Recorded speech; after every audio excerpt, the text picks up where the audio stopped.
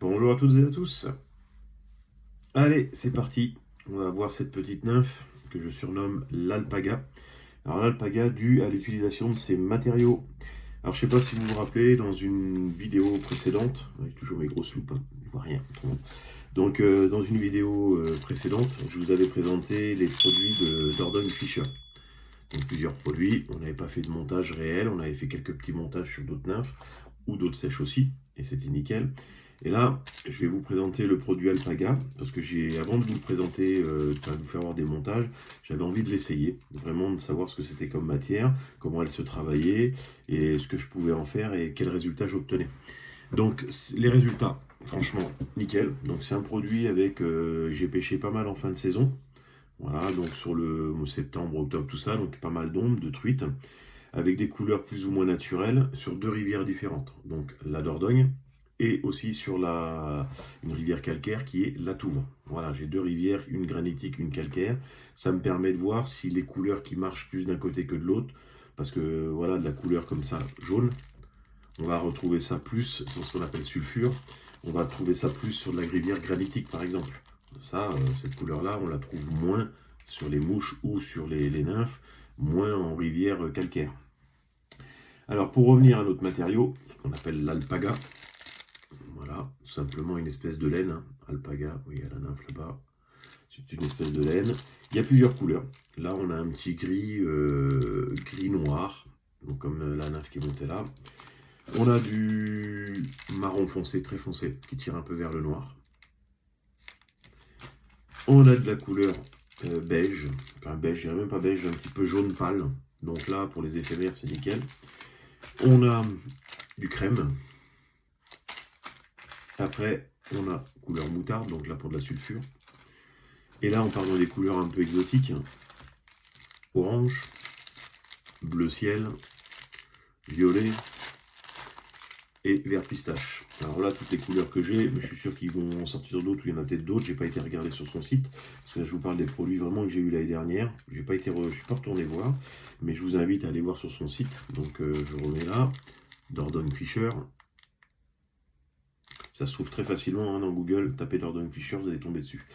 Et là, l'alpaga, franchement, ce petit matériau que j'ai découvert, et ben top, parce qu'il se comporte bien dans l'eau.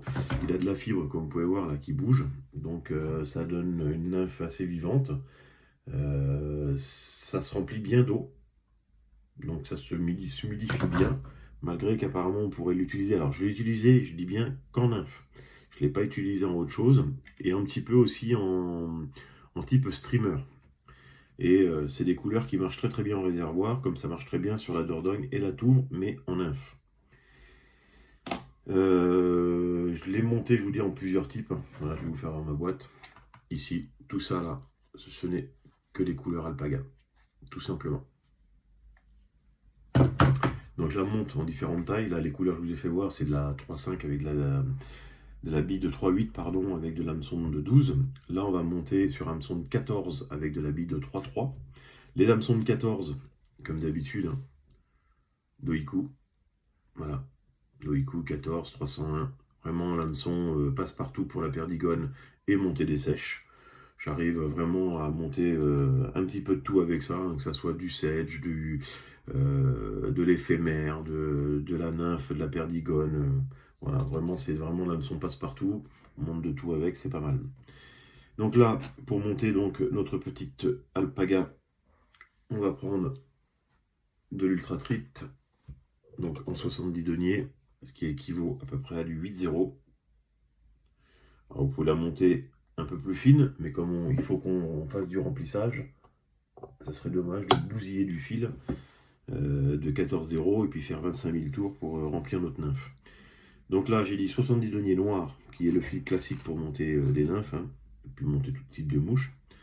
On va commencer notre enroulement. Hop, derrière la bille, comme d'habitude. On va faire plusieurs tours pour que notre bille elle tienne à peu près en place. Voilà. Puis vous allez voir que quand la fente elle sera pleine, le fil va se faire rejeter, voilà, à l'arrière, comme d'habitude. Si vous essayez de rentrer dedans, vous allez rentrer sur 2-3 tours et hop, ça rejette. Donc ça veut dire que votre bille, elle est à peu près maintenue. Tac, on coupe l'excédent de fil. Comme d'habitude, c'est pas une nymphe où on utilise de la colle. Donc on va emmener un enroulement de fil jusqu'à la base. Hop, on va baisser les yeux, on verra mieux, jusqu'à la base de la courbure et de la rampe, ici. Quand on est là, on prend un peu de pelle de Pardo, malgré que j'adore la pelle de Limousin, mais là, on va utiliser du Pardo un petit peu, que j'aime bien aussi. Mais le Limousin, c'est meilleur. Voilà, je suis chauvin sur le Limousin, c'est comme ça. Nos cercles, un coup posé, vous avez vu, j'ai fait 2 tours, pas plus, je les règle. Alors, régler la longueur des cercles, on est sur de la petite nymphe, donc les cercles ne sont pas encore constitués entièrement. Ils n'ont pas le développé d'une éphémère, par exemple, avec des grandes fibres derrière. Donc là, on a posé, on a réglé. Alors, pas plus long qu'une hampe, bien sûr, voire plus court, c'est même mieux, pour la longueur des cercles.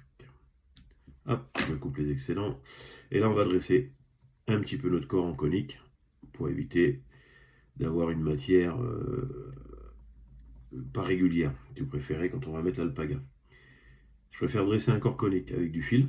Donc je donne déjà la base, la stabilité et la base de la forme de mon corps. Au lieu de mettre sans arrêt un peu plus, un peu moins, un peu plus, un peu moins, et puis de jamais avoir les mêmes nymphes régulières. Moi j'aime bien que ça soit assez régulier dans mes montages. Donc je fais un corps conique, c'est plus facile à gérer pour moi. Il y en a d'autres, ça sera la quantité de matériaux. Moi je préfère gérer un corps conique. Donc là, on est pas mal.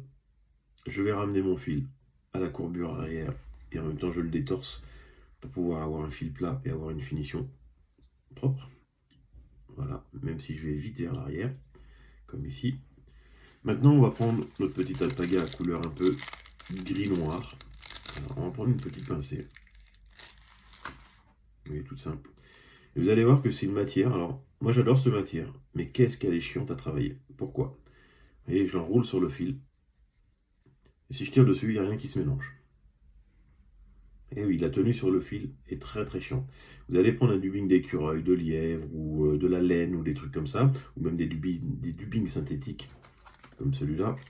Vous allez voir que vous allez mettre sur le fil, et après vous allez plus pouvoir l'enlever parce que c'est tellement mélangé dans les fibres du fil que ça se défait plus, ça fait des nœuds. Là, vous voyez, c'est bien mélangé, et là, vous voyez, je le retire sans problème. Donc c'est même très casse-pied, donc quand c'est comme ça, là c'était pour vous faire voir, mais c'est rare qu'on fasse un petit nœud. Moi je le reprends, je le remélange, je le détasse. Donc je vais vraiment prendre un autre pour faire voir. Donc je reprends une pincée, je repose dessus, et là je frictionne entre mes doigts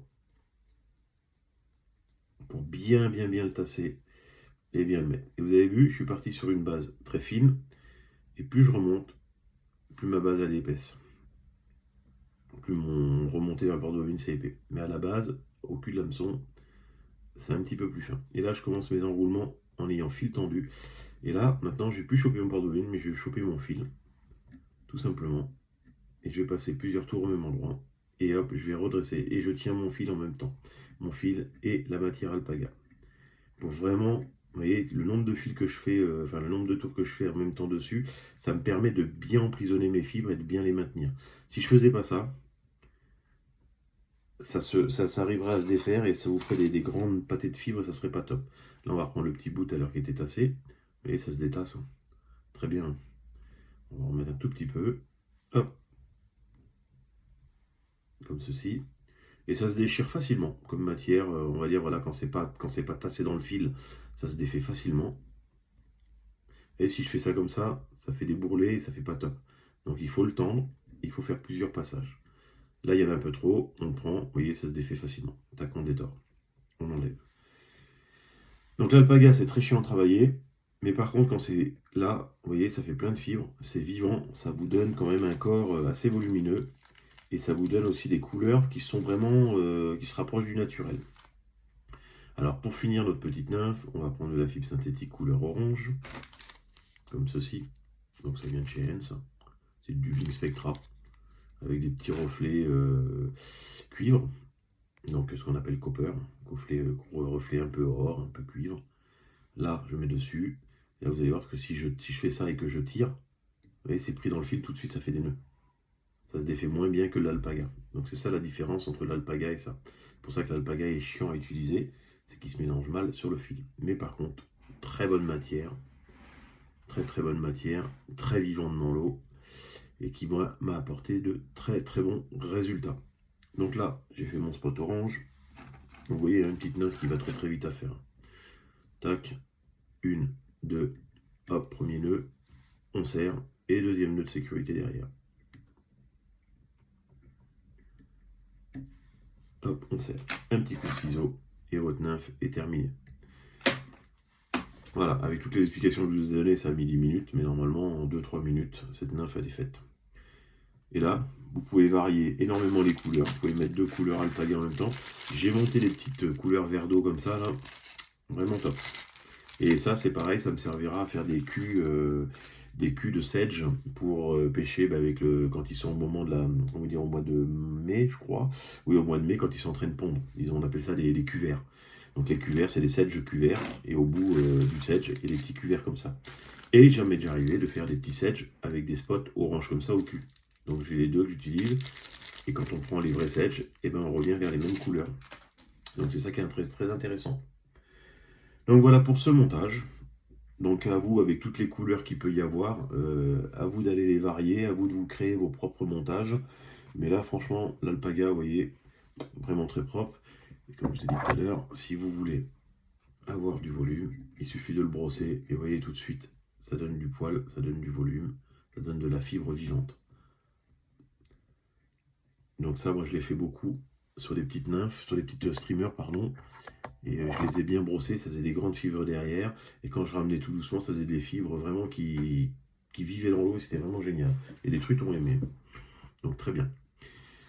Voilà, messieurs, dames. Bon montage à tous. Et à bientôt. Ciao, ciao.